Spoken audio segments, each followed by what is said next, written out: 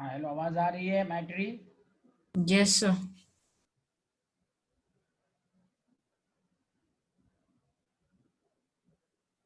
चलिए क्वेश्चन लिखिए, question number 1 start.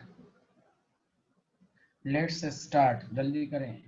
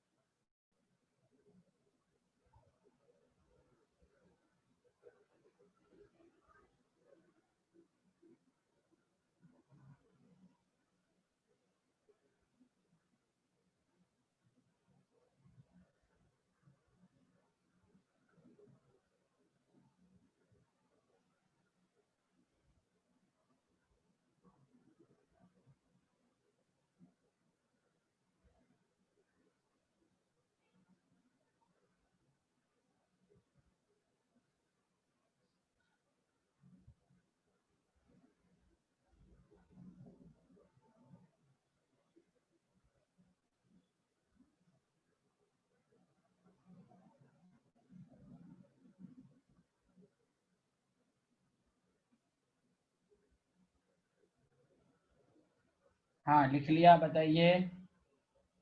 Yes sir. Hmm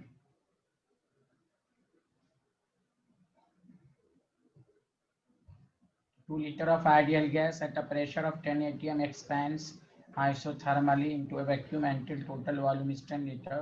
How much work is done? तो बताइए, वर्क बताइए, सारे लोग बताइए। यशवर्धन, आवाज आ रही मेरी?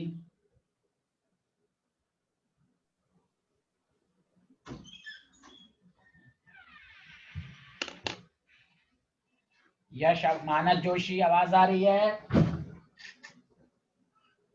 आ रही है सर। हाँ,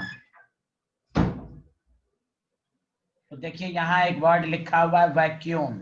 हमने कहा था ना, वैक्यूम में एक्सपेंशन ऑफ गैस होगा तो उसको फ्री एक्सपेंशन कहते हैं। पढ़ाया था, फ्री एक्सपेंशन पढ़ाया मैंने। Yes sir. Yes sir. जहाँ पी एक्सटर्नल 0, तो देखिए इतना लाइन का आंसर एक ही लाइन में आएगा। वर्क डन क्या हो जाएगा? 0। बस यही चीज देखना, बाकी कुछ नहीं। वैक्यूम लिखा हुआ है। अरे बोलिए स्वस्ति भंडारी, आमना।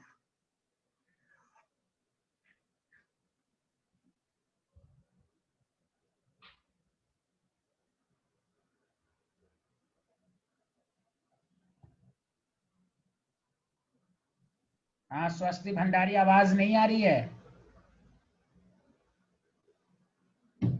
चलिए क्वेश्चन नंबर 2 सर आ रही है।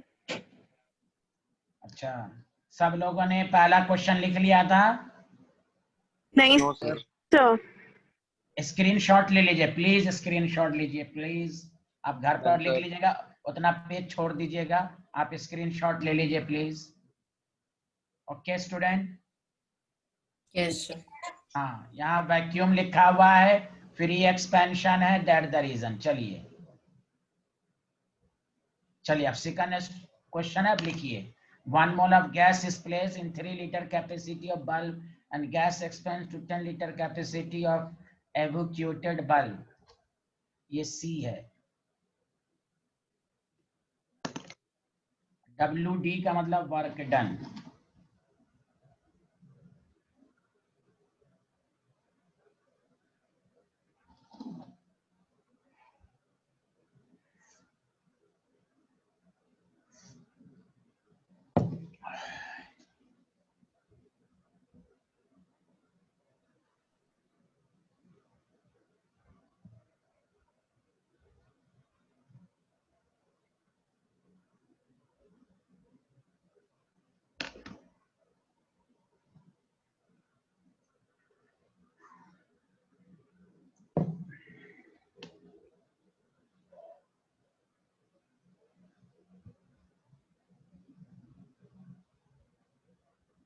Has noted down everyone?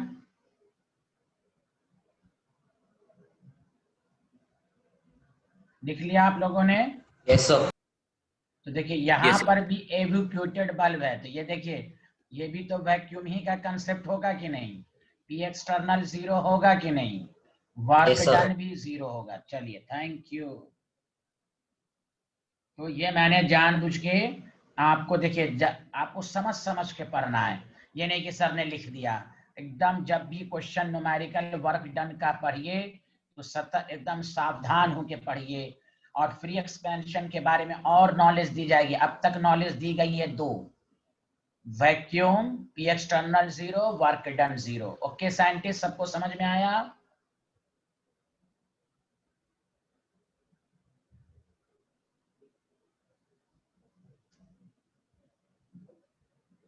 बोलिए बोलिए, लिख लिया सब लोग? Yes, sir.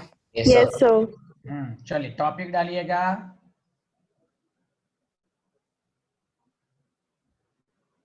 PV diagram.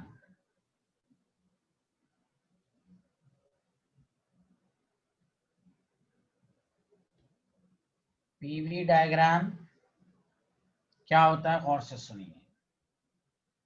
आपको मालूम है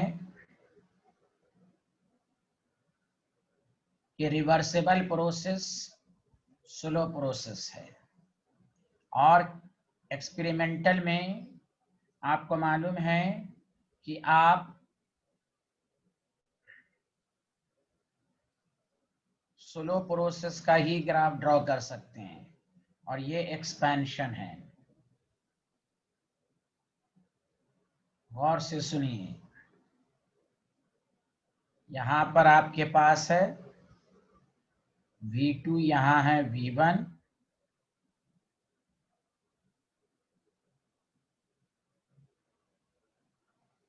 और यहां है आपके पास P2 P1, तो V1 यहाँ V2 तो P2। अच्छा, आपने फिजिक्स मैथ में पढ़ा होगा ना कि अगर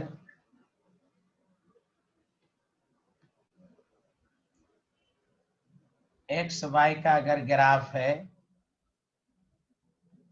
तो इस कर्व का जो एरिया होगा, एक्स वाई जो होगा वो इस कर्व का एरिया होगा कि नहीं? जल्दी बोलिए। Yes, sir. Yes, sir. Yes, sir. हाँ, तो इस पर भी देखिए शानदार क्वेश्चन बनते हैं। तो ग्राफ तो सब एनसीईआरटी में है, लेकिन याद रखिए area under PV curve, PV curve gives work done. ये कंसेप्ट आपको सबसे पहले याद रखना है।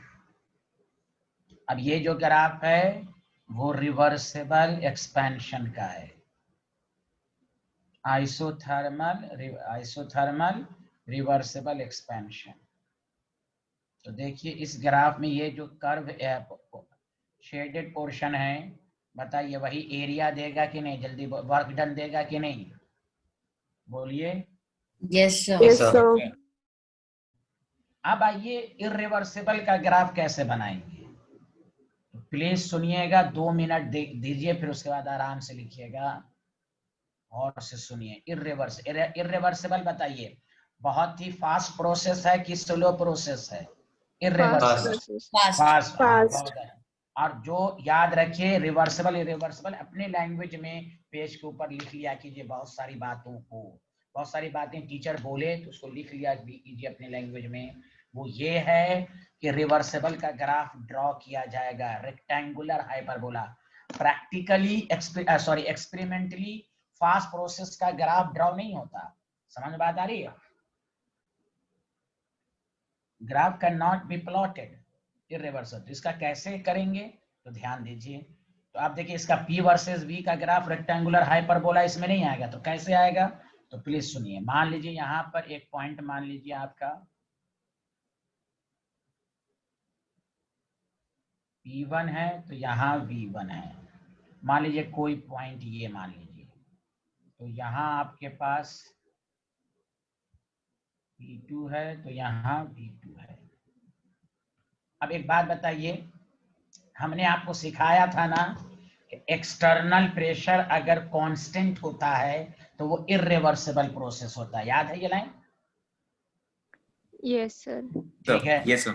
अब यहाँ आप Yes, ग्राफ, sir. हाँ यहाँ आप ग्राफ ड्रॉ कर रहे हैं। यहाँ तो एक्सटर्नल प्रेशर का, तो आपको मैंने ये भी लिखाया था ना, अगर एक्सटर्नल प्रेशर ना गिवन हो तो हम फाइनल प्रेशर को एक्सटर्नल प्रेशर लेंगे। याद है? Yes, sir. Yes, sir.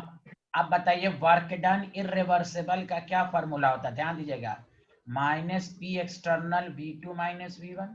अब पी एक्सटर्नल को आप P2 लीजिएगा, तो यहां ध्यान दीजिए, माइनस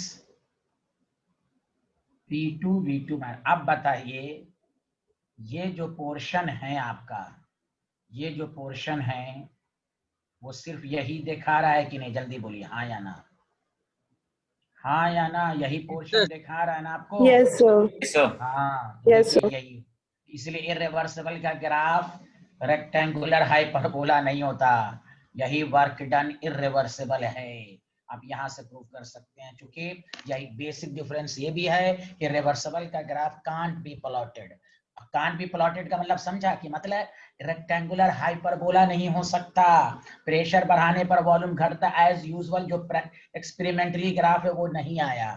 तो आपको इसी तरह का ड्रॉ करना है। मेरी बात समझ में बात आई कि नहीं आई? Yes, sir.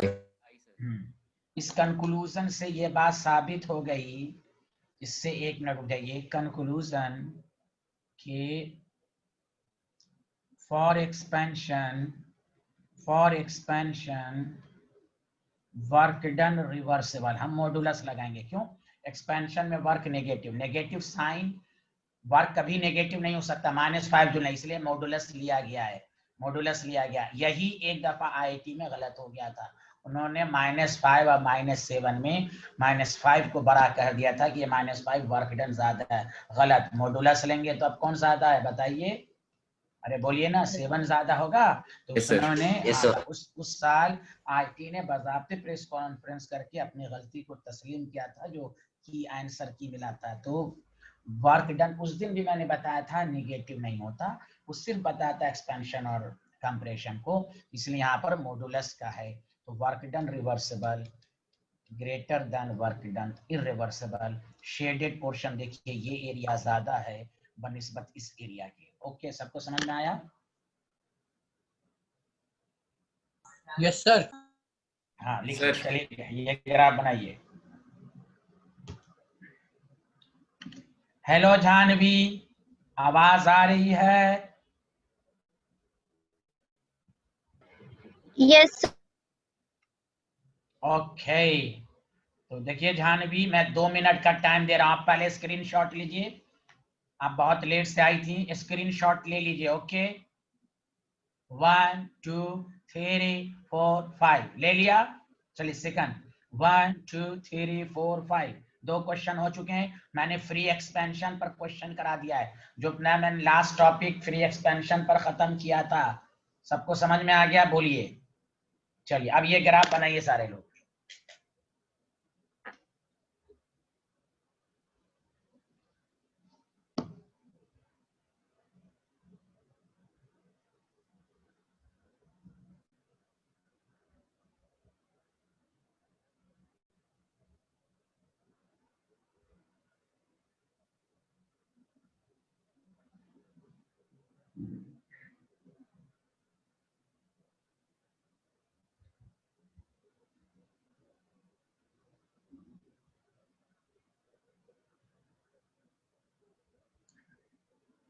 बना लीजिएगा तो बताइएगा।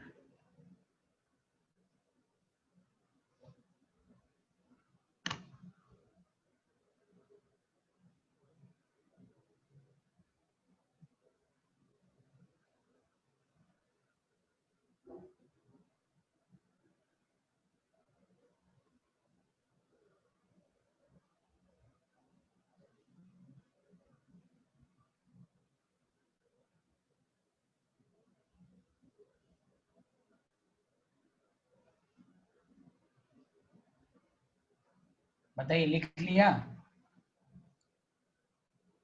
yes, sir. सब लोगों ने लिख लिया? जल्दी बताइए। Yes, Yes. sir. Yes, sir. चलो ओके, थैंक यू। अब आइए फॉर कंप्रेशन, आप लिखिए, क्योंकि आप इसको समझाना आसान है, कंसेप्ट एक्सपेंशन सर, बता सर। दी। हाँ कंक्लूजन वाला आपने नहीं दिखाया। अच्छा, कंक्लूजन लिख लीजिए। हाँ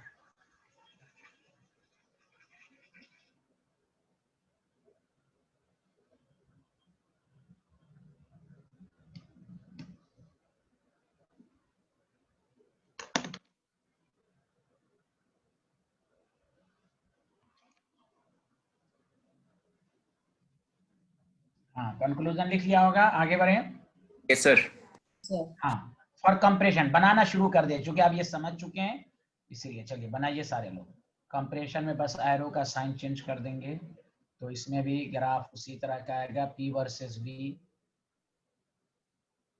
बस ये है कि ये एरो इधर होगा बस। तो ये आपके पास V1 है। ग्राफ इसलिए बनाया जा रहा है कि जब एडियाबेटिक पढ़ाया जाएगा तो उसमें काम देगा। हाँ, एकदम बनाना शुरू कर दिए। V2 है, और यहाँ आपके पास P2 है,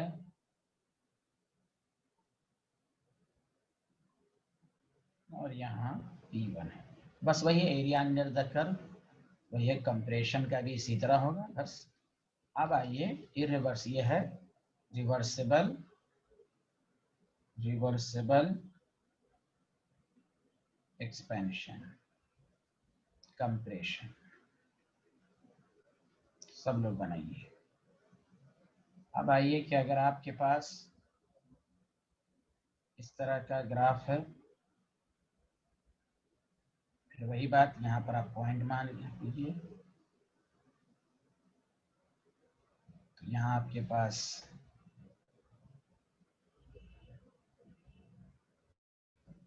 P2 है, यहाँ आपके पास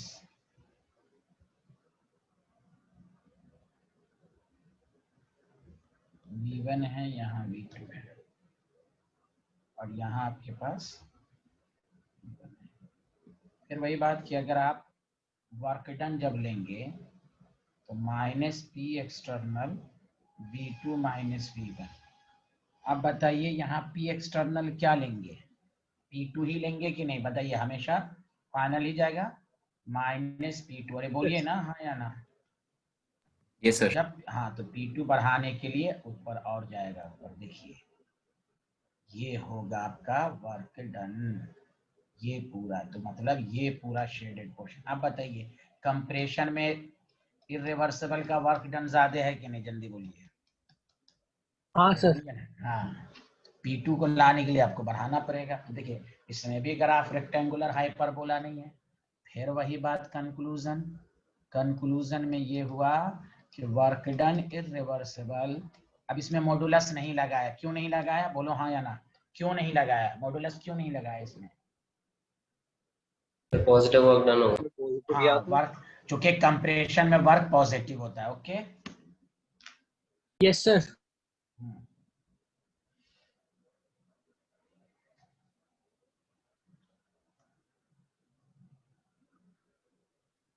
सर इसमें एरिया बाहर से क्यों लिया है? कहाँ बाहर से लिया है?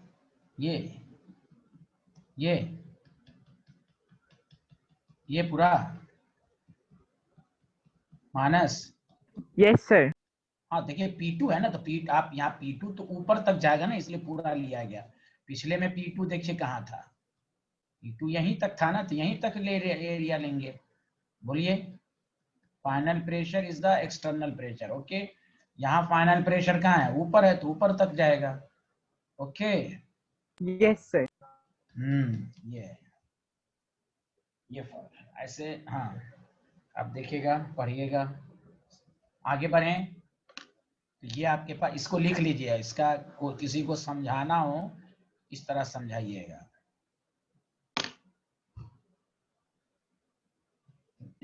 एक आध क्वेश्चन इस पर हम लोग करते हैं, फिर आगे बढ़ते हैं।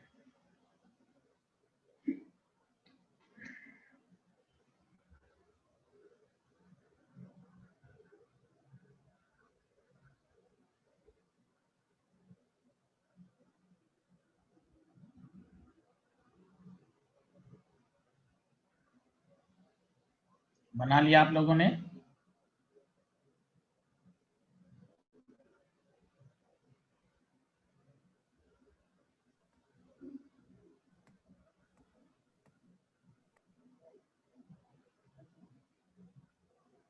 बोलिए, बना लिया? Yes, sir. Yes, sir. ये कंक्लूजन लिख लीजिए।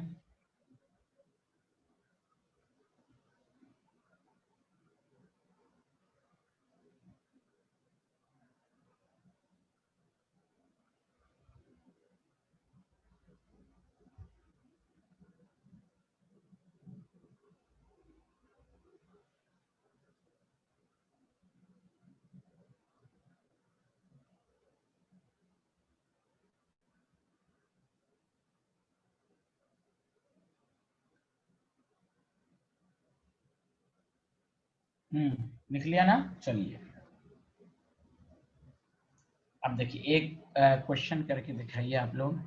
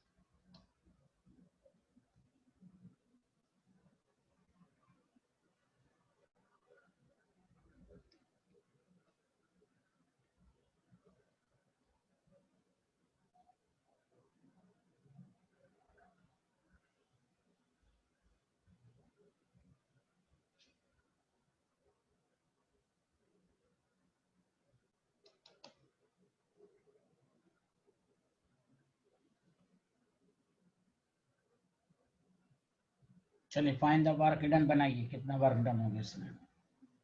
ई वर्सेस वी कर्व है, पहले ग्राफ को देख लिए। तो इसका पी वर्सेस वी का वर्क डन किसके बराबर होता है? जल्दी बताइए। ई वर्सेस वी में किसके बराबर वर्क डन होता है?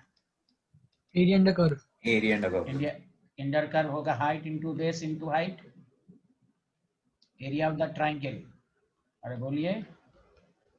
Yes, sir.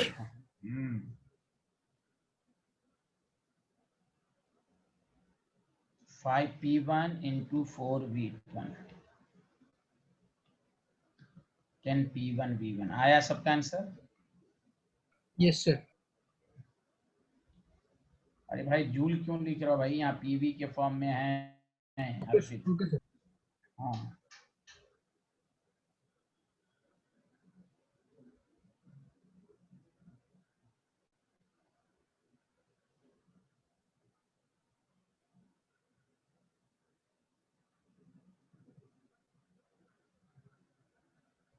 आगे बढ़े। लिख लिया?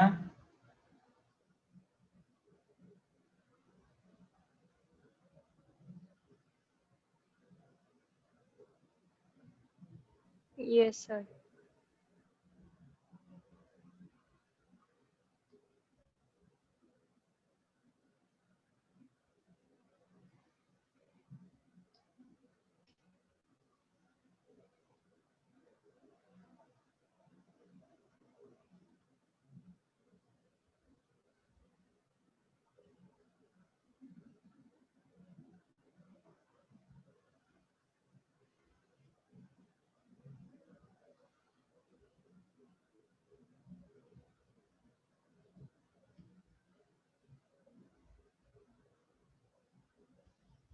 हाँ, क्या नाम है?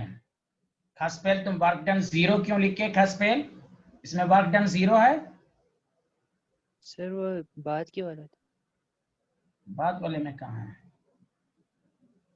बाद वाला बनाया नहीं, तुम आंसर दे दिए। वाह, कैसे? क्या क्यों 0 है? बताओ। हाँ, क्यों 0 है? Cyclic process. साइक्लिक प्रोसेस तो ये भी है। नहीं सर, वर्क डन तो कभी 0 होता है? कहीं नहीं लिखा है क्या? स्टेट फंक्शन जो होता है वहां साइक्लिक प्रोसेस में 0 होता है। अरे यार तुम कहाँ हो? आप खाना खाया है ना? लंच किया है ना? खसपेल, यस सर। लंच किया है ना आपने? Thank you. ध्यान दीजिए भाई, work done area under the curve है, साइक्लिक प्रोसेस से कोई लेना देना नहीं है। साइक्लिक प्रोसेस में जीरो कौन होता है खसपेल, जल्दी बताओ। Work done. अरे साइक्लिक प्रोसेस में जीरो कौन होता है? जो स्टेट फंक्शन होता है वो जीरो होता है, उसका चेंज जीरो होता है। एस स्टेट फंक्शन है, लिखवाया नहीं था डेल्टा एस जीरो होगा। साइक्लिक वर्क डन कहाँ लिखाया गया जीरो है? अरे बोले। अच्छा यस सर।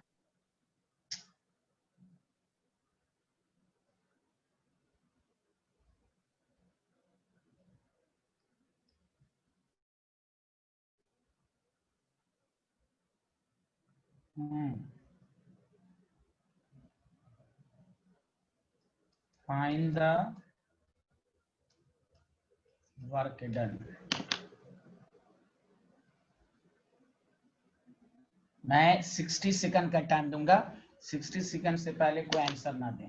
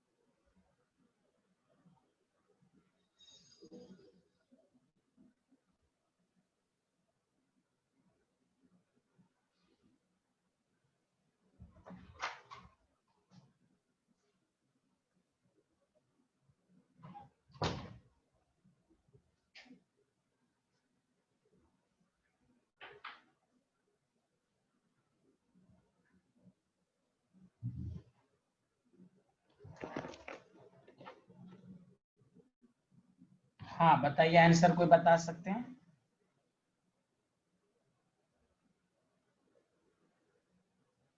यस, चलिए ठीक है। यहाँ देखिए इसका आंसर में स्टूडेंट को प्रॉब्लम है। देखिए क्या कहा गया, वर्क डन। यहाँ वर्क डन किसके बराबर होगा? Area of the circle. हाँ या ना, जल्दी बताइए, किसी को इतराज तो नहीं इसमें? No, sir. Yes, sir. हाँ अब देखिए एरिया ऑफ द सर्कल क्या होता है, पाई आर स्क्वायर। अब Yes. देखिए, अब देखिए यहाँ दो रेडियस है, दोनों रेडियस डिफरेंट है। अब एक हुआ v2 माइनस v1 और एक ये भी तो है p2 माइनस p1। अरे बोलो। Yes sir.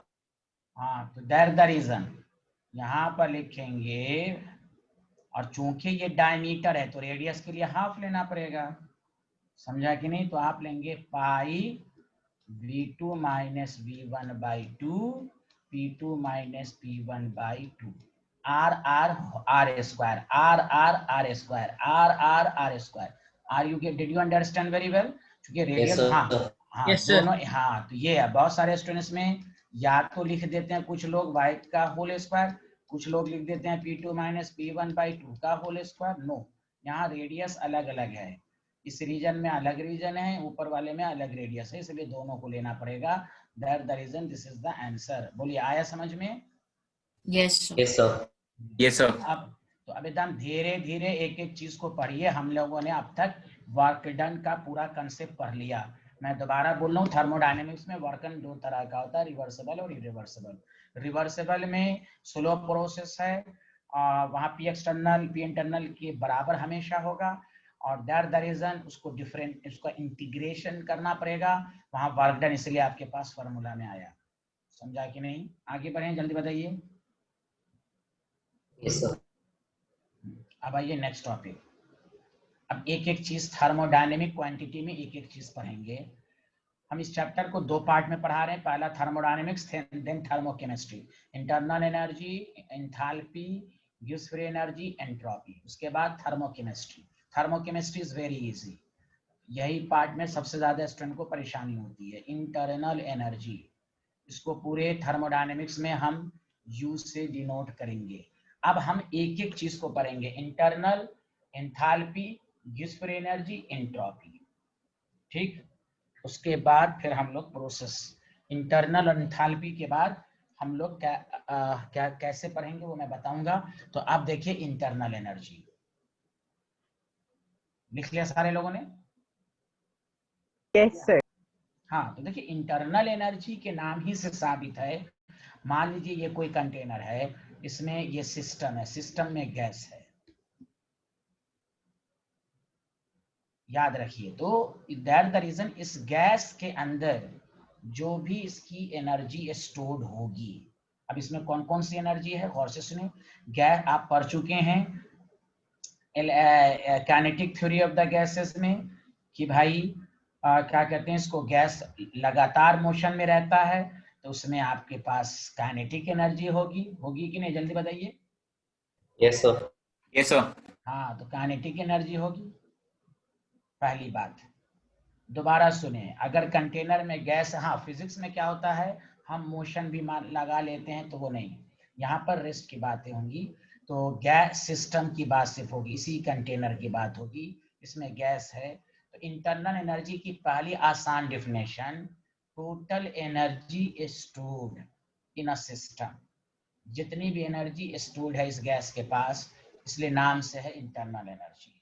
तो अब इस गैस में कौन कौन सी एनर्जी को हम इंटरनल एनर्जी कहेंगे।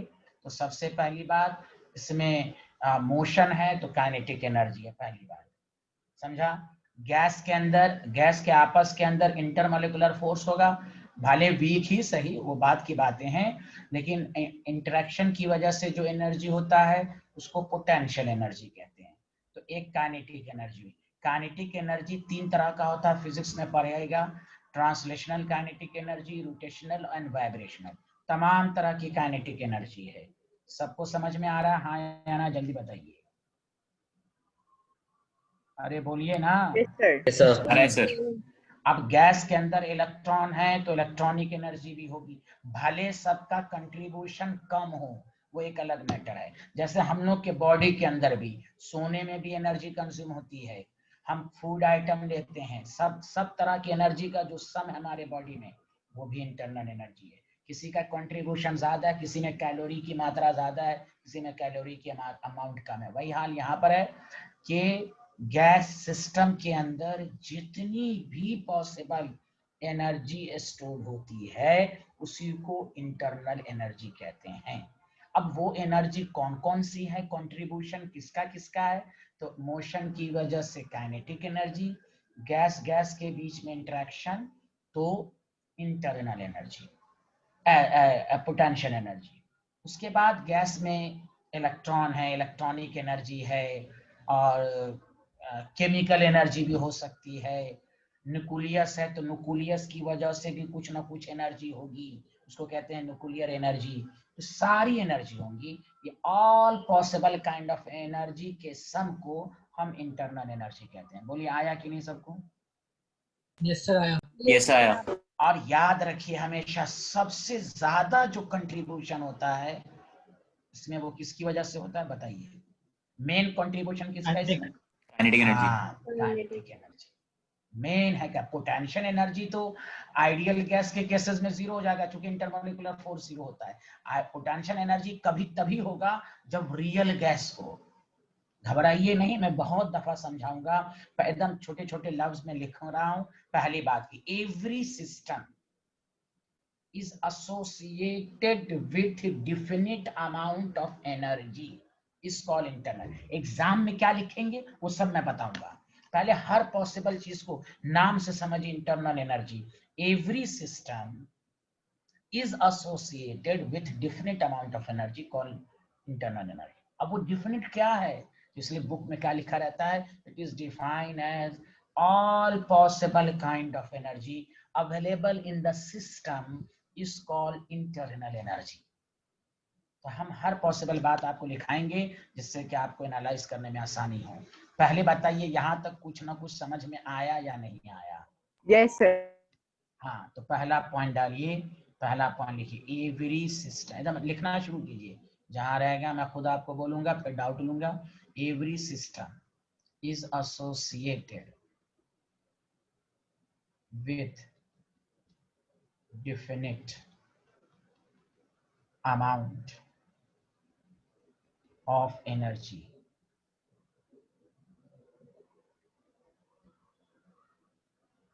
मैं बताऊंगा कौन सी डिफिनेशन स्कूल के एग्जाम में लिखना है। पहले सारी पॉसिबिलिटी कॉल्ड इंटरनल एनर्जी।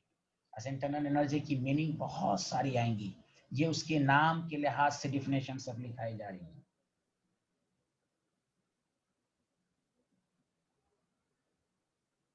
जितने भी आप जो भी थिंक कर सकते हैं, हर तरह की एनर्जी का सम है।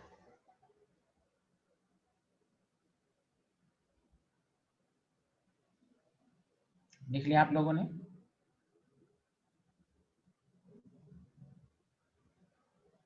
Yes sir.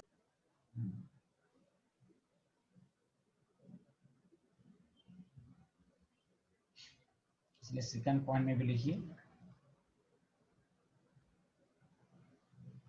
The total energy stored in a system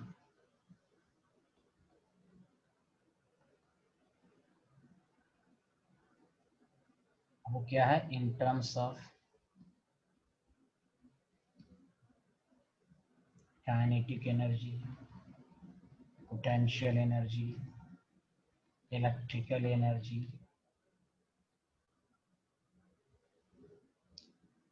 chemical energy, सारी जो भी आप थिंक कर सकें, भले कंट्रीब्यूशन कम, ऑल पॉसिबल एनर्जी। समझा कि नहीं? न्यूक्लियर एनर्जी, कुछ भी आप लिख सकते हैं बीच में थिंक, न्यूक्लियर एनर्जी। समझा? इसको एग्जाम में यही लिखिएगा, is called internal energy. School के एग्जाम में यही डेफिनेशन लिखिएगा। बोलिए, समझ में आया? अरे बोलिए ना। Yes sir. Yes, sir. अब इसके बारे में बहुत बातें आएंगी, वो सब लिखाया जाएगा आपको, अभी घबराइए नहीं। ये तो इसकी लैंग्वेज के लिहाज से बताया गया, इसलिए क्या लिखा रहता है। ये लिख लिया था? बताइए, ये लिख लिया था आप लोगों ने? Yes, sir. असल जो बातें आएंगी ना, वो फर्स्ट लॉ ऑफ थर्मोडायनेमिक्स से ज्यादा क्लियर होगा। किससे? First law of thermodynamics. और फर्स्ट लॉ ऑफ थर्मोडायनेमिक्स क्या है वो आपको बता रहा हूं मैं। तो टॉपिक डालिए, फिर उससे हम सारी बातें समझाएंगे आपको। First law of thermodynamics. अच्छा, 1 मिनट रुक जाइए, 1 मिनट। अच्छा रुकी, ठीक है। पहले फर्स्ट लॉ लिख लीजिए, फिर मैं रिमार्क्स वगैरह लिखवाऊंगा।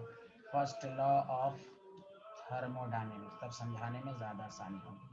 थर्मोडायनेमिक्स, इसको मैं शॉर्ट फॉर्म में हमेशा फ्लॉट लिखूंगा।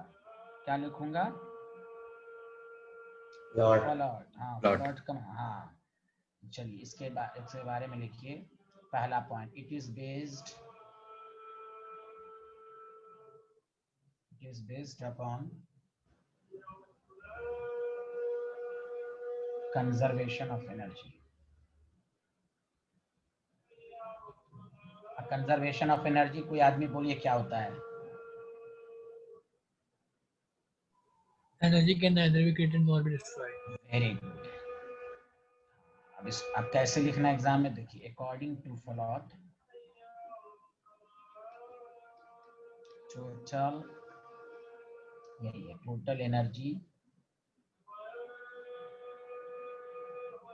या एनर्जी, द एनर्जी लिखिए, the energy in isolated system. अच्छा, आइसोलेटेड सिस्टम को कौन सा सिस्टम कहते हैं? आइसोलेटेड सिस्टम का एग्जांपल दीजिए, कोई एक बहुत फेमस एग्जांपल। क्या लिखवा है? हाँ बोलिए बोलिए।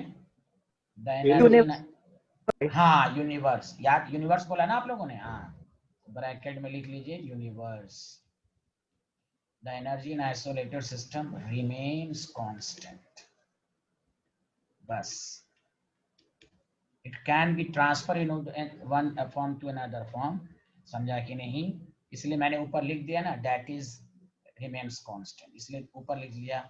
इट मीन्स, अब नीचे लिख देता हूं, इट मीन्स, अगर आपको ना समझ में आए, energy can neither be created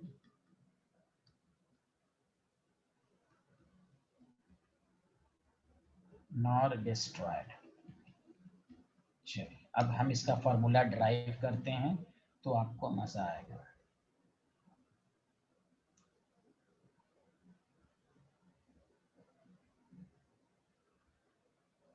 बताइए, तो आपने इंटरनल एनर्जी भी पढ़ लिया और उसी से रिलेटेड आपने फर्स्ट लॉ थर्मोडायनेमिक्स पढ़ा। ठीक है, आगे बढ़ें, जल्दी बताइए।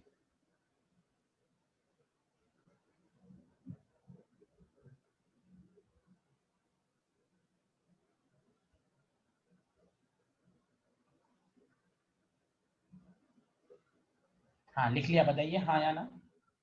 Yes, sir. अब इसके फॉर्मूले को कैसे डिराइव करेंगे, उसी में इंटरनल एनर्जी की और बातें आएंगी। प्लीज सुनिए अच्छे से। मान लीजिए ये सिस्टम है, प्लीज सुनिएगा, और केमिस्ट्री में इस वाले पार्ट में थर्मोडायनेमिक्स में गैस ही को लिया जाता है। मान लीजिए ये गैस है, तो देखिए इसकी अपनी एक ना कुछ अपनी इनिशियल इंटरनल एनर्जी होगी, हाँ या ना, जल्दी बोलिए। Yes, sir. Yes, sir. हाँ Yes, sir. इनिशियल, हाँ हम पूरा लिख के समझाएंगे। हमने मान लिया, गौर से सुनिए, एकदम आराम से समझिए। लेट इनिशियल, एकदम आराम से देखिएगा, लेट इनिशियल इंटरनल एनर्जी जो है आपको ऑफ द सिस्टम, वो आपको मान लिया आपने U1। ठीक है भाई। और ऑब्जेक्टिव में ये भी पूछेगा, गौर से सुनेगा, कि internal energy can be changed. हम इंटरनल एनर्जी को कैसे कैसे चेंज कर सकते हैं? तो एक बात बताइए, ध्यान दीजिएगा, इंटरनल एनर्जी को चेंज कैसे कर सकते हैं? हीट देकर कर सकते हैं कि नहीं, बताइए। हीट दें या लें? Heat given to the system या टेकन बाय द सिस्टम? अगर हीट देंगे तो काइनेटिक एनर्जी बढ़ेगी, तो इंटरनल एनर्जी भी बढ़ेगी कि नहीं, जल्दी बताइए। Yes, sir. हाँ Yes, एकदम sir. ध्यान दीजिए। पहले हम मान लेंगे कि इनिशियल इंटरनल एनर्जी, और से सुनिए, ठीक है, मान लिया। अब फिर बाद में कंक्लूजन में लिखाएंगे, पहले मैं फॉर्मूला ड्राइव कर देता हूं। अब अगर इंटरनल एनर्जी को चेंज करना है तो internal energy can be change either two ways. पहला, heat given to the system या टेकन बाय द सिस्टम। ये एक ही चीज हो, किसी में हम ये एक ही मानिए, दो मेथड नहीं, एक ही बात। हीट से चेंज कर सकते हैं, दें या लें। दूसरा, work done on the system, क्योंकि आपको मालूम है ना कि वर्क एनर्जी नहीं है, वर्क ट्रांसफर हो जाती है एनर्जी में। याद, अच्छा हीट और वर्क के बारे में लिखाया था मैंने, वर्क का साइन कन्वेंशन, वर्क का साइन कन्वेंशन पढ़ाया था ना शायद? Yes, sir. Yes, sir. हाँ, लेकिन हीट वर्क के डिफरेंस को मैं नहीं समझा पाया। चलिए इसके बाद इसी में समझा देंगे आगे। गौर से सुनिए, और ये हीट और वर्क का डिफरेंस मैं लिखवाऊंगा, बहुत अच्छे से समझाऊंगा, गौर से सुनिएगा कि इंटरनल एनर्जी कैसे चेंज। तो heat taken by the system, या तो हम यहाँ पे लिखते हैं इफ, हम मान के चल रहे हैं कि हम दे रहे हैं, इफ Q अमाउंट, या work done on the system या बाय द सिस्टम। तो ये दो मेथड से, फिर से बोलिए, इंटरनल एनर्जी चेंज करने का कितना मेथड है, बोलिए जल्दी से। Two method. पहला, हीट पासेस या out of the, heat passes into the system या heat passes out of the system, दें या लें, एक हुआ। दूसरा क्या है method, work done on the system या work done by the system. बोलिए, आया समझ में? Yes, sir. Yes, sir. अच्छा एक बात और मैं बता देता हूं, वर्क है। एक बात बताइए, मान लीजिए ये ना, आप एक बात बताइए, हीट क्या है? हीट एनर्जी है कि फॉर्म ऑफ एनर्जी है, जल्दी बताइए। Form of energy. फॉर्म, हाँ एकदम याद रखिए, वर्क भी एनर्जी नहीं, वर्क फॉर्म ऑफ एनर्जी है। आपको मैं डेली लाइफ का 2 एग्जांपल देता हूं। जैसे घर में आग लगती है, आग लगी, लोग एक दूसरे भागते हैं कि नहीं उधर उधर, जल्दी बताइए। Yes, sir. sir, और उस भागने के चक्कर में और बहुत सारे लोग को ये हो जाता है, नुकसान होता है, लोग मर जाते हैं। इसको कहते हैं अनऑर्गेनाइज्ड वे। यानी कहिए random form of the energy को जो ट्रांसफर हो, इसको हम कहते हैं हीट। इसलिए ही आग में लोग ज्यादा मरते हैं। लेकिन ये घर है, अगर हम इसकी गाड़ी से टक्कर दें तो बताइए इसमें कम नुकसान होगा, एक्सीडेंट में कम नुकसान होता है एज कंपेयर टू आग, किसी घर में आग लगने से। अरे बोलिए हाँ या ना। yes sir, ये हुआ ऑर्डर्ड फॉर्म। वर्क से जो एनर्जी होती है वो ऑर्डर्ड फॉर्म में होती है। हीट से जो एनर्जी ट्रांसफर होती है वो अनऑर्गेनाइज्ड रैंडमली फॉर्म। अरे बोलिए आया समझ में। तो इसलिए ये आपको बाद में लिखवा भी देंगे। इसलिए आप देखोगे इंट्रोपी के फॉर्मूले में वर्क नहीं आता, क्यू आता है, क्योंकि क्यू से रैंडमनेस बढ़ता है, एकदम उधर उधर डांस करने लगता है, उधर उधर, एक रैंडम फॉर्म है। वर्क जो धक्का देता है तो एक पार्टिकुलर डायरेक्शन में जाएगा, अगर कोई चीज है तो ये पार्टिकुलर डायरेक्शन में भागेगा। आग जब लगता है तो उधर उधर उधर, हीट जब दीजिएगा तो आदमी पागलों की तरह उधर उधर भागता है। दोनों में फर्क समझिए, यहां भी ट्रांसफर एनर्जी हो रही है, यहां भी ट्रांसफर एनर्जी हो रही है। यहां ऑर्डर्ड फॉर्म में ट्रांसफर हो रही है, यहां डिसऑर्डर रैंडम फॉर्म में ट्रांसफर हो रही है। इसलिए एंट्रोपी के फॉर्मूले में क्यू आता है, रैंडमनेस। एंट्रोपी रैंडमनेस को ही मेजर करता है। Heat and work both are form of energy, बस दोनों में फर्क क्या है कि एक ऑर्डर फॉर्म में एनर्जी को ट्रांसफर करता है और एक Disordered. हाँ, तो और अच्छे से लिखना। तो वही चीज यहां समझिए भाई, देखिए हीट भी है तो वही है वर्क। तो अब लिखना शुरू कीजिए। If Q amount of heat is given to the system. Sir हाँ बोलिए बोलिए। सपोज हम ये से ये क्या कहते हैं, कोई सिस्टम को मैग्नेटिक फील्ड में रख देते हैं तो वो चीज वर्क के अंदर आएगी ना। वर्क डन होगा, चार्ज होगा तब मूव करेगा तो वर्क डन होगा। नहीं सर, सपोज हम कोई सिस्टम में उसे हम उठा के मैग्नेटिक फील्ड में रख देते हैं हाँ हाँ, तो वहां फोर्स ऑफ अट्रैक्शन होगा। सर। तो वहां मतलब ये हाँ हाँ हीट के बताइए अलावा बताइए। बाकी सब जो भी फॉर्म ऑफ एनर्जी है वो सब वर्क के अंदर कंसीडर होगी ना। हीट के फॉर्म के अलावा हाँ हाँ, जो भी रैंडम फॉर्म में होगी वो सब होगी। वो हम बताएंगे अभी आपको, 2 मिनट का मौका दीजिए, इसको सिखा के हम वही हीट और वर्क का डाउट क्लियर करेंगे आपको। Heat is given to the system, then internal energy increases and becomes U1 plus Q। यहां तक पहले लिखिए U1 plus Q। If Q amount of heat is given to the system, internal energy increases। sir, हाँ बोलिए। sir वो starting में क्या लिखा है? Initial, let initial internal energy of the system U1। Okay, जैसे मैंने यहां सिखा दिया कि कुछ ना कुछ एनर्जी होगी।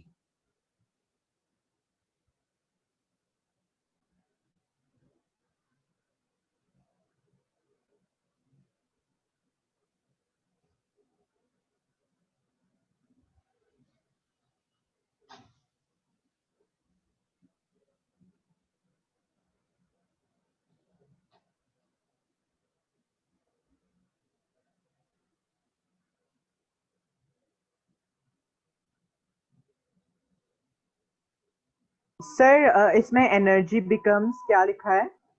U1 plus Q। पहले U1 था, अब Q अमाउंट बढ़ गई तो U1 प्लस Q। ठीक है। Yes sir. अब देखिए, then work is done. Sir एक बार पीछे दिखा दो। अच्छा okay okay.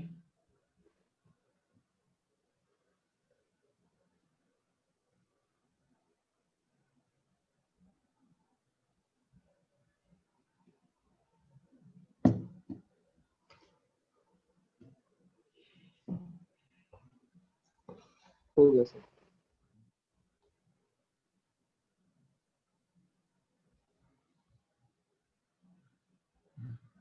Work is done on the system, then and and final internal energy.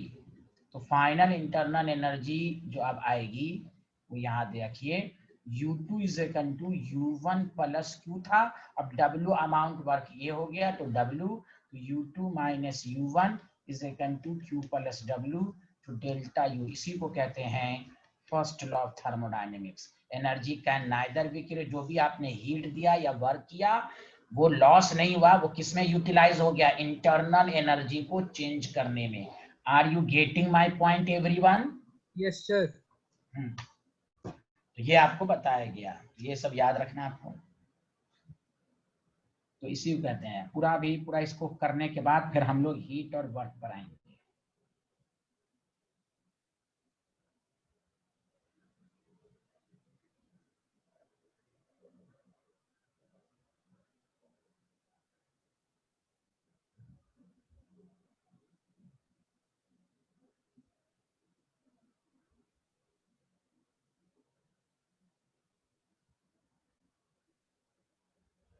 हाँ बोलिए, लिख लिया?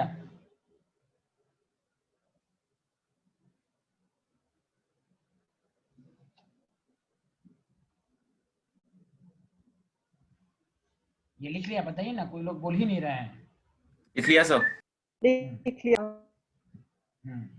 तो एक बात बताइए आप लोग, इससे मैं एक कंक्लूजन हम लोग लिख लेते हैं। एक कंक्लूजन लिखिए तो सारे लोग, फिर हम रिमार्क्स पर आएंगे। कंक्लूजन लिखिए, बताइए इंटरनल एनर्जी कैसे चेंज होती है, जल्दी बताइए।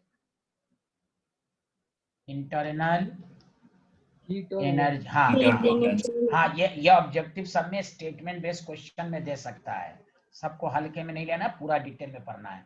Internal energy of the system, सिर्फ फॉर्मूला ड्राइव करने से नहीं होगा, ऑफ द सिस्टम में चेंज। कैसे चेंज हो सकता है? पहला, heat passes into or out of the system.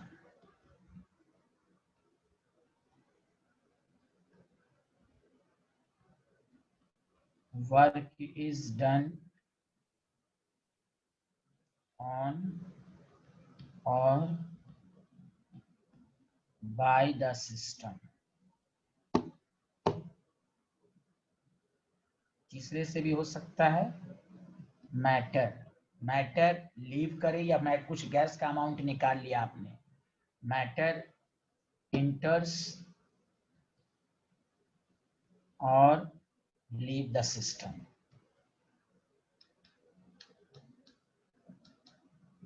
Obviously जब किसी को मैटर भी देते हैं तो उससे भी एनर्जी का ट्रांसफर होता है। बोलिए, यहां तक लिख लिया आप लोगों ने, हाँ या ना? ये कंक्लूजन हो गया। तो internal energy of the system में चेंज, हीट पासेस इनटू और out of the system, work is done on और by the system, matter leaves और इंटर द सिस्टम। आगे बढ़ें।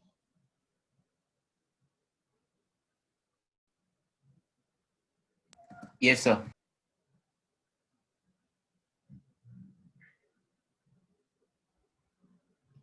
अब देखिए, आपके पास ये फॉर्मूला आया, delta U is equal to Q plus W. और से सुनिए, अब इसके बारे में ध्यान देना है।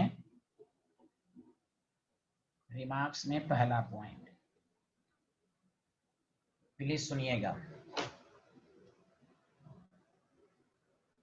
मैंने आपको बताया था Q and W are not a state function, मालूम है ना? Q and W path function है। एनी प्रॉब्लम किसी को? याद है ना, Q and W path function है, but Q plus W is a state function. याद है ये लाइन? उस दिन भी मैंने बोला था जब समझाया था, याद है? हाँ तो कहिएगा, because Q plus W is equal to, बस एग्जामिनर को, because is equal to change in internal energy, और डेल्टा यू पाथ इंडिपेंडेंट है, इसीलिए Q plus W state function है। और यहाँ लिखना है because Q plus W is equal to delta U from the float, या सॉरी फ्रॉम नहीं, अकॉर्डिंग टू फ्लोट। एग्जामिनर को बताना है अकॉर्डिंग टू। बोर्ड लेवल पर अगर क्वेश्चन आए according to Fallot, मतलब first law thermodynamics, and which is path independent. अब पाथ इंडिपेंडेंट हो गया तो इसलिए ये स्टेट फंक्शन हो गया। बोलिए पहली चीज समझ में आ गया आप लोगों को?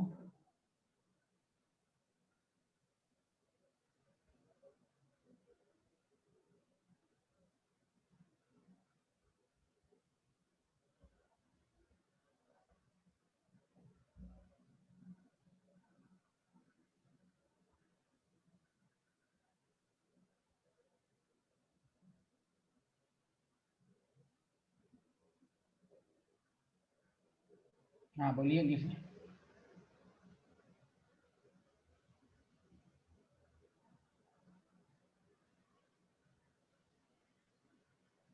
लिख लिया, बताइए।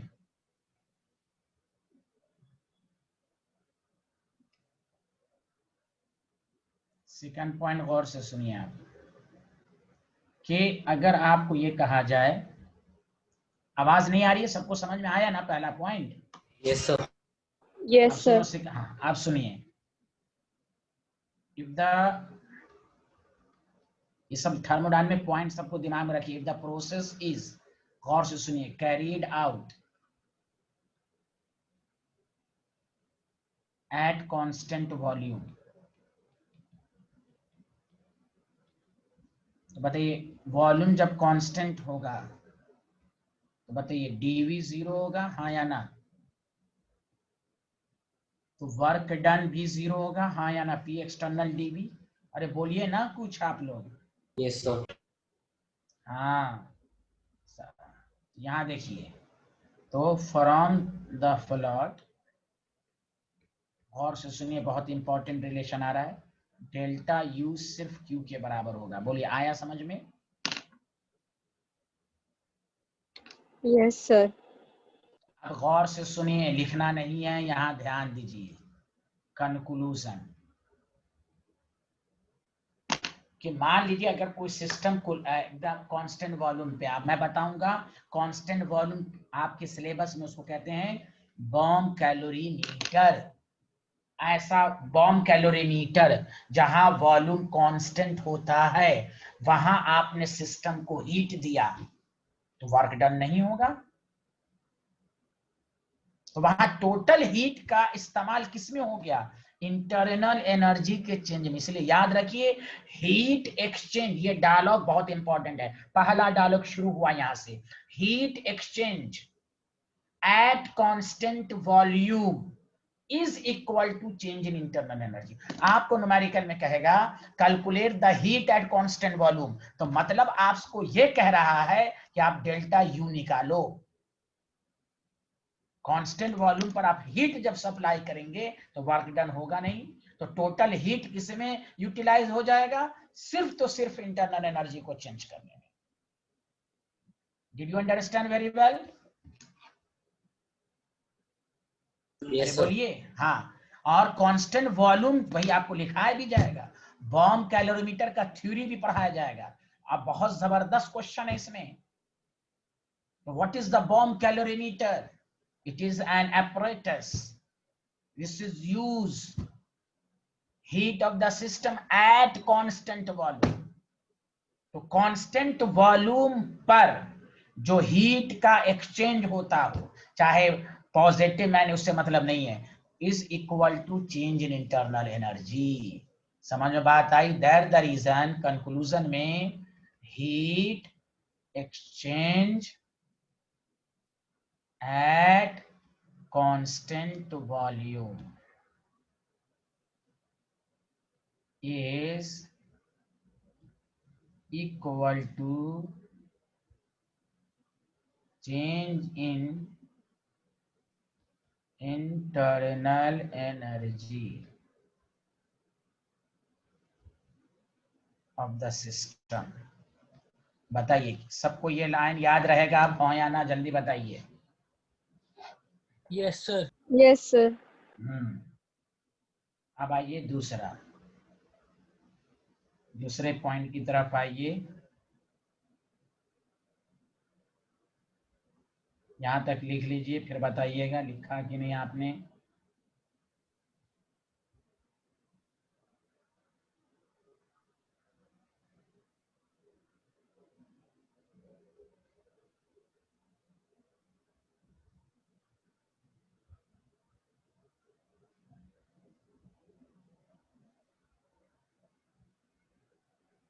लिख लिया, बताइए।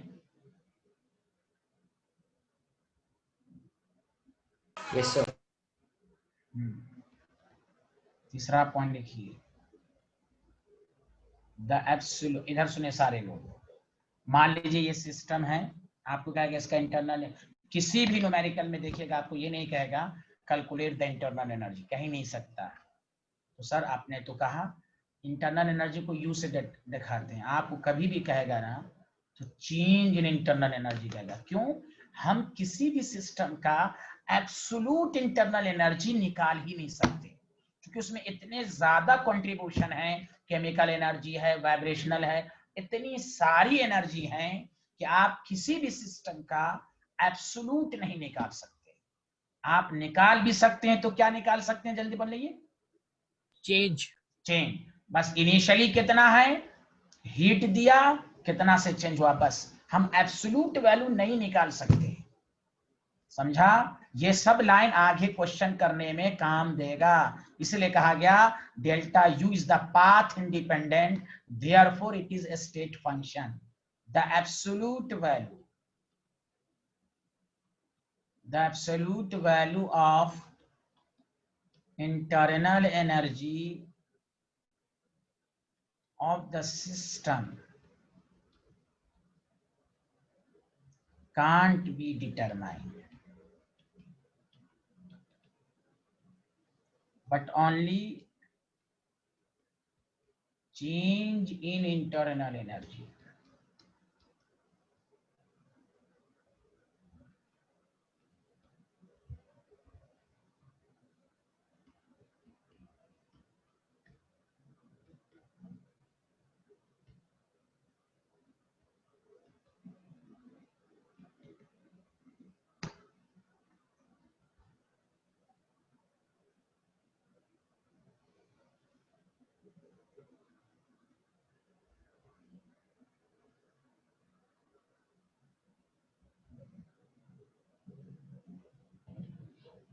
लिख लिया आपने? 1 मिनट से। हाँ लिखिए लिखिए, अभी न्यूमेरिकल अभी सब कुछ आएगा, पहले अभी एक थ्योरी पढ़िए आप जल्दी से।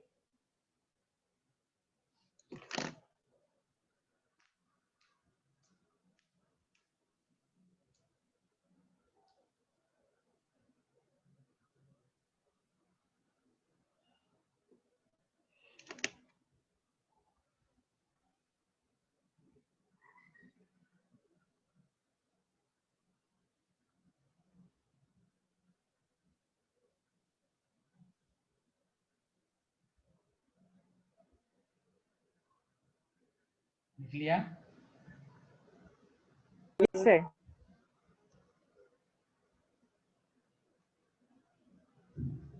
अब आइए लिखिएगा हीट कैपेसिटी। देखिए हीट कैपेसिटी का मतलब गौर से सुनिए, किसी भी सिस्टम में जो आप हीट दीजिएगा, टेम्परेचर जब दीजिएगा तो हीट उस सिस्टम का हीट चेंज हो जाएगा, हाँ या ना? तो Q directly proportional to change in internal energy होगा, हाँ या ना? जल्दी बताइए। Yes, sir. तो Q is equal to C delta T, लिखिएगा नहीं, C को कहते हैं हीट कैपेसिटी। देखिए हीट कैपेसिटी इस साल हटा दिया गया, लेकिन कुछ टॉपिक को जो इसमें इसको हटाने से कोई फायदा नहीं है। क्यों? इसके बगैर आप कुछ आगे की चीज समझ ही नहीं पाएंगे। अब बहुत आसान है, मैं जल्दी से खत्म करूंगा, इसकी डिफिनेशन वगैरह उतना नहीं है करना है, लेकिन इसके बगैर आप नहीं चीज को समझ पाएंगे। जैसे फिजिक्स में भी कुछ चीज रिड्यूस की गई है फालतू का, उसके बगैर आप समझ ही नहीं पाएंगे। सिमिलरली यहाँ देखें सारे लोग, तो हीट कैपेसिटी का मतलब यही होता है, the amount of heat is required to raise the temperature of any system through 1 kelvin. खुद सोचिए, डेल्टा टी अगर 1 केल्विन ले लीजिएगा तो क्यू सी के बराबर आएगा। इस सी को ही हीट कैपेसिटी कहते हैं। जल्दी फास्ट से लिखिए, जल्दी से सारे लोग। The amount of heat is required, पहले डिफिनेशन लिख लीजिए, the amount of heat is required to raise the temperature, सब फिर मिला के न्यूमेरिकल करेंगे तो और अच्छे से समझ में आएगा, to raise the temperature of the systems through 1 Kelvin is called heat capacity. The amount of heat is required to raise the temperature of the system through 1 Kelvin is called heat capacity.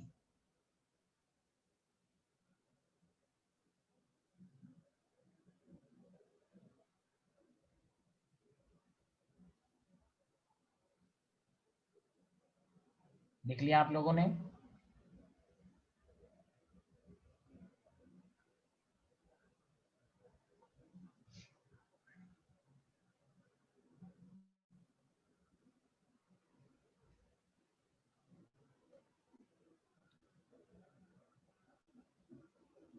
Minute से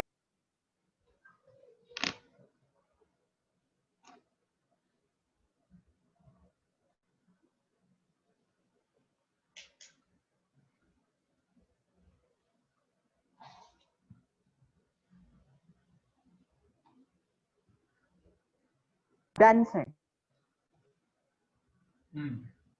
अब आइए देखिए, मतलब heat capacity को आप small dq by dt भी लिख सकते हैं, फिर डिफरेंशिएट करके आप निकाल सकते हैं। अब गौर से सुनिए, एक वर्ड आता है, इसकी कोई डिफिनेशन नहीं, यहाँ सुनिए, molar heat capacity. Molar heat capacity को हम cm से दिखाते हैं। बस यहाँ पर मोलर हीट कैपेसिटी का मतलब गौर से सुनिए, heat capacity divided by mole, सारी डिफिनेशन वही होगी, 1 mole of the substance, heat capacity divided by mole. अब बताइए हीट कैपेसिटी का फॉर्मूला क्या है, Q by delta T divided by n, तो यहाँ से आ गया Q is equal to NC delta T. Language समझिए, अगर Q के साथ मोल नहीं रहेगा तो इसको हीट कैपेसिटी कहेंगे, अगर NC डेल्टा टी आ गया तो ये C को कौन सा C कहेंगे, बताओ सारे लोग, हीट कैपेसिटी की मोलर हीट कैपेसिटी, जल्दी बोलो। Molar heat capacity. Molar heat capacity. हाँ, यहीं पर जान तो मास लिख लोगे तो इसी को तुम 9th-10th में पढ़े हो, स्पेसिफिक हीट। अगर यहाँ n की जगह m लिख दोगे तो आ जाएगा mc डेल्टा टी, और उसी को कहेंगे स्पेसिफिक हीट। समझ बात? इसलिए कहा गया ना कि molar heat capacity is intensive, दो एक्सटेंसिव का रेशियो, हीट कैपेसिटी पर मोल, यहाँ पर मोल की स्पेसिफिक बात हो रही है, कुछ भी कर लीजिए, उस सब्सटेंस की मोलर हीट कैपेसिटी खच खच करके काट भी दीजिएगा तो सेम रहेगी। हाँ, हीट कैपेसिटी एक्सटेंसिव है, वो डिपेंड्स करेगी, लेकिन molar heat capacity mass dependent नहीं है। तो ये चीज आप लिखिए और ये फॉर्मूला लिखिए। अब आइए असल बात होता है, ये बस दो चीज समझ गए, मुझे और सारी बात समझाने में आसानी होगी। तो हीट कैपेसिटी बोले तो the amount of heat required to raise the temperature of any substance through 1 Kelvin। Molar heat capacity क्या है, सारी डेफिनेशन वही होगी, सब्सटेंस की जगह 1 मोल ऑफ द सब्सटेंस लगा दें। बताइए यहाँ तक क्लियर है? Yes sir. Yes sir. अब देखिए, सब लोगों ने लिख लिया, हाँ या ना? Yes sir. अब सुनिए, जो मैंने आपको समझाया, ये इंटरनल एनर्जी का 2-3 कंसेप्ट याद रखना है। एक कंसेप्ट आप पढ़ चुके हैं, delta U is equal to Q plus W, types of system, sorry types of heat capacity, ये फिजिक्स में भी आएगा, ये टॉपिक फिजिक्स में भी आएगा, टाइप्स ऑफ हीट कैपेसिटी। तो हीट कैपेसिटी में याद रखिए, एक होता है heat capacity at constant volume, और एक होता है heat capacity at constant pressure. तो कांस्टेंट प्रेशर की बात हम बाद में करेंगे, अभी हम कांस्टेंट वॉल्यूम की बात करेंगे। इसको को कहते हैं CV, इसी को कहते हैं CP। ध्यान दीजिए अच्छे से, कि सीपी का मतलब क्या है बताइएगा फिर। सीवी का क्या मतलब है, बोलिए सारे लोग, सीवी का क्या मतलब है? Heat capacity. वॉल्यूम। हाँ, हीट कैपेसिटी एट कौन, सारे लोग ध्यान दीजिएगा, कांस्टेंट वॉल्यूम।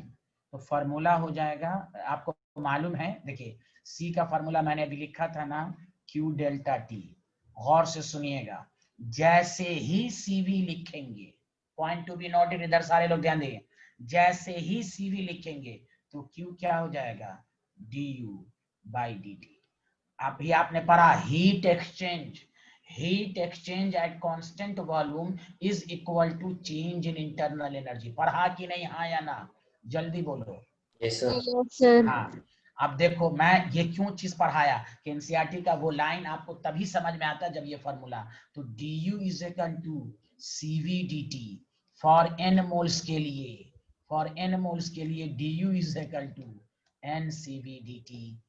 इसको इंटीग्रेट करेंगे तो delta U is equal to N C V T two minus T one. ये क्यों लिखा और से सुनिए। तो इंटरनल एनर्जी का दो फॉर्मूला, एक फर्स्ट लॉ से, जब अब कैसे न्यूमेरिकल में इस्तेमाल होगा तभी मैंने आपको क्या कहा, अभी न्यूमेरिकल कराऊंगा, अभी आपको मजा नहीं आएगा। अब आपको मजा आएगा जब इंटरनल एनर्जी, हीट कैपेसिटी और एंथैल्पी, इंटरनल एनर्जी को निकालने का अपने माइंड में लाएंगे, क्यू प्लस डब्ल्यू से होगा फर्स्ट लॉ। दूसरा formula N C V D T, N C V D T. समझ में बात आई कि नहीं आई, जल्दी बोलिए। Yes, sir. कोई बोल ही नहीं रहा है भाई, हाँ Yes, sir. में सबको लगता है एकदम सुस्त हो गए क्या? हाउ इज Ye- दैट, जो समझ में आ रहा है ना, ये लिख लिया आपने, जल्दी लिखिए, types of heat capacity at constant volume, जल्दी लिखिए। अरे अनुभव, तुम कुछ बोल ही नहीं रहा, आ रहा है समझ में? जी सर, आ अनुभव, रहा है थैंक यू। सर।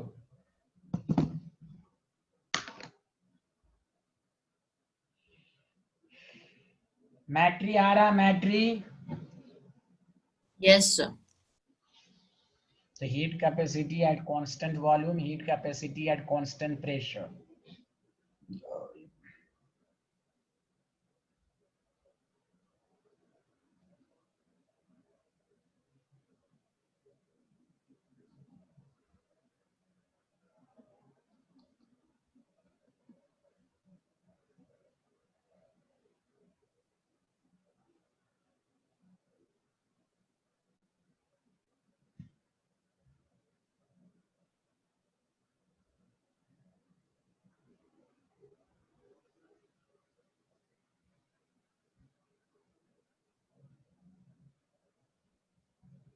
लिख लिया आपने?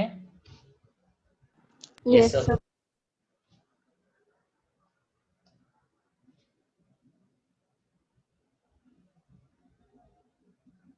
अब देखिए एक लाइन इंपॉर्टेंट, जो मैं आपको कहा था ना कि मैं आइसोथर्मल वगैरह में, देखिए एक लाइन इंपॉर्टेंट, अब जब पढ़िएगा तो इस ये न्यूमेरिकल में आपको 4-5 लाइन का न्यूमेरिकल सिंपल एक कंसेप्ट से अब हो जाएगा। और सर वो सारे, डी यू है ना? जी जी डी यू है, हाँ डी यू है, इन सीवीडीटी इंटीग्रेशन करके मैं लिखा एनसीवीटी टू मैंने।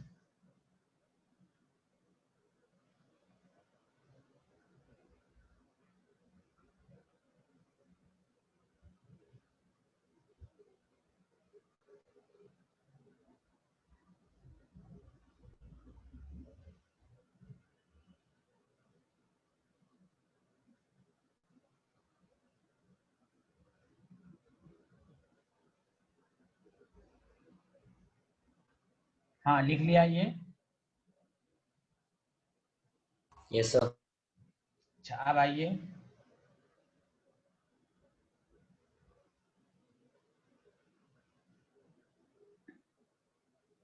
एक नीचे नोट और से सुनिएगा अच्छे से। Oh, सर वो वाली स्लाइड लगा दीजिए सर, वो 1 मिनट के लिए सर, डेल्टा यू नहीं सर, इसके बाद वाली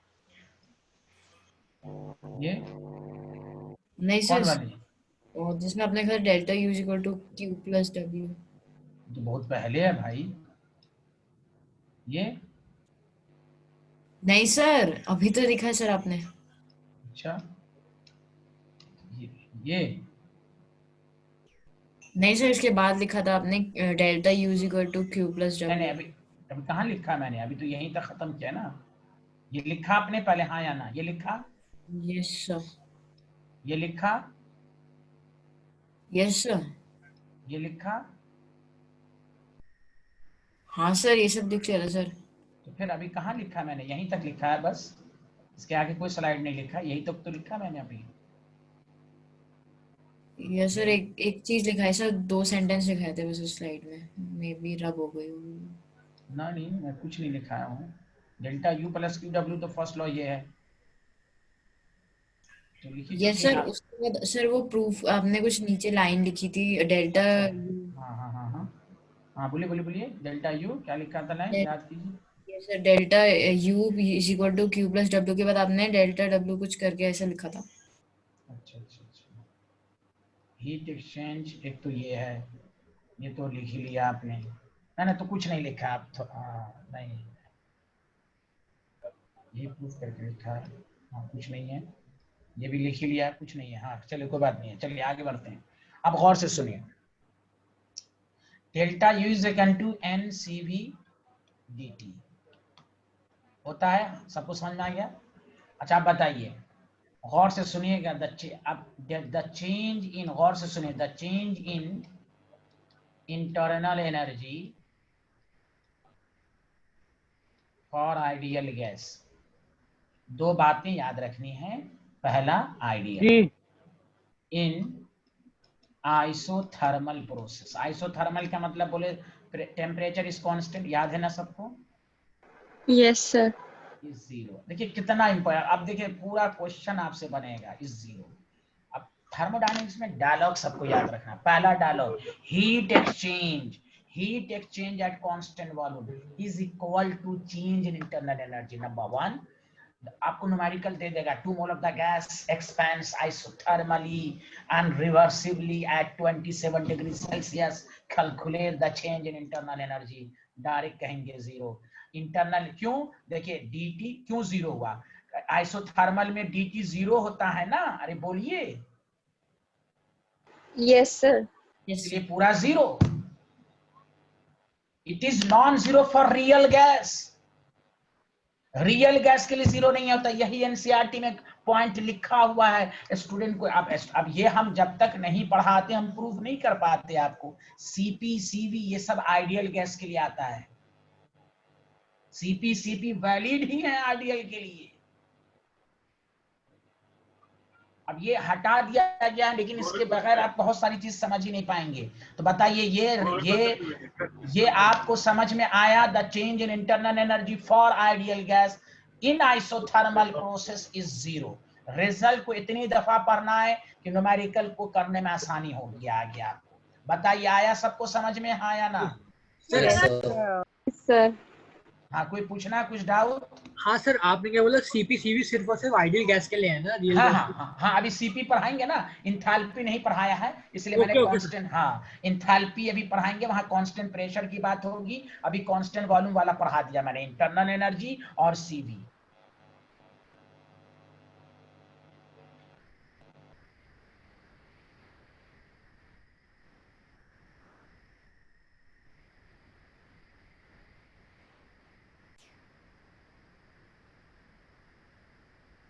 यहां तक लिख लिया? Yes sir.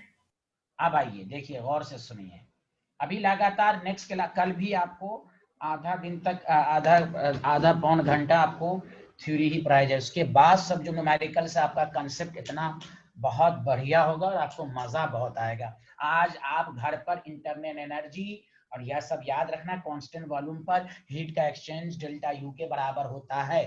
फर्स्ट लॉ, अभी तक आपने दो चीज पढ़ी, इंटरनल एनर्जी को न्यूमेरिकल के जरिए निकालने का दो तरीका। पहला, फॉलोट से निकाल सकते हैं। Number 2, delta U is equal to NCV delta T. अब आइए सारे लोग टॉपिक डाल, पहला इंटरनल एनर्जी खत्म। इंटरनल एनर्जी स्टेट फंक्शन है, ये सब लिखाया जा चुका है। इंटरनल एनर्जी एक्सटेंसिव प्रॉपर्टीज है, मास डिपेंडेंट है, ऑब्वियसली जब हीट पर डिपेंड कर रही है मास पर भी डिपेंड करेगी। अब आइए इंथैल्पी, क्या वर्ड आइए बोलिए सारे लोग?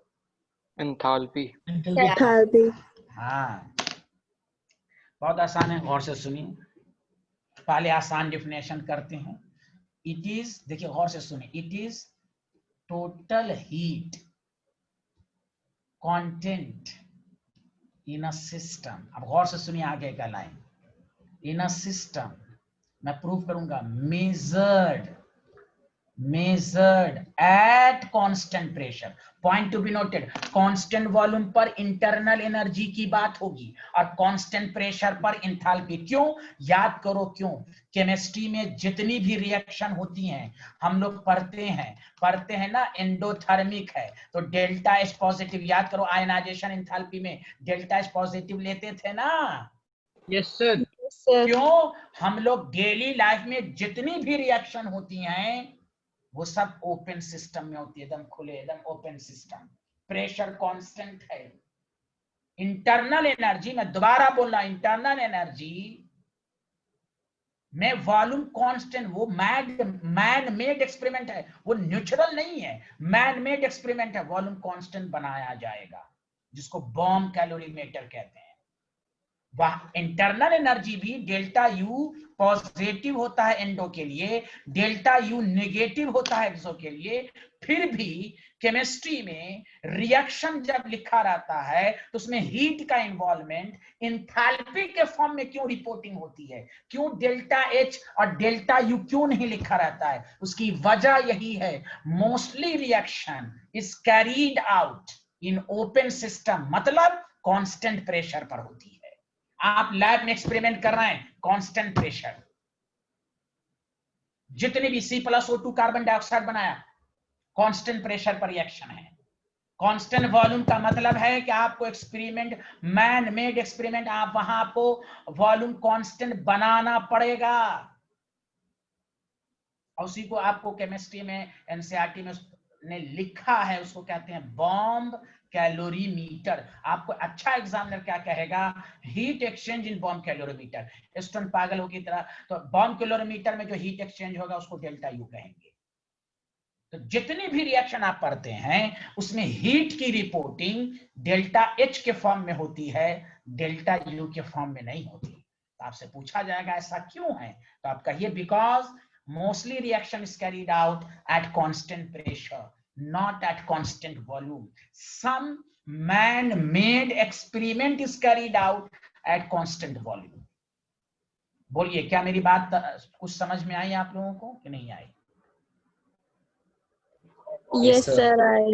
इसलिए याद रखिए, एंथैल्पी का कंसेप्ट कांस्टेंट प्रेशर पर आएगा। आप पीरियोडिक टेबल से पढ़ते आ रहे हैं, ionisation enthalpy, electron gain enthalpy, heat का एक्सचेंज। क्यों वहां डेल्टा एच लिखा गया, डेल्टा यू क्यों नहीं लिखा गया? क्यों? Constant pressure. तो it is total heat content in a system measured at constant. असल मजा अब नेक्स्ट क्लास से आएगा, असल मजा नेक्स्ट क्लास से आएगा, क्योंकि आज तो पूरी थ्योरी पढ़ाई गई एट कांस्टेंट प्रेशर। समझा? तो याद रखिए, इसलिए कहते हैं ध्यान दे। पहले ये लाइन लिखा है कि नहीं आप लोगों ने, ये पहले बताइए। Yes sir. तो फिर से बताइए, इंथैल्पी की बात कहां होगी? कांस्टेंट प्रेशर पे। Constant pressure. Very good. और इंटरनल एनर्जी की बात कहां होगी? Constant volume. Constant volume.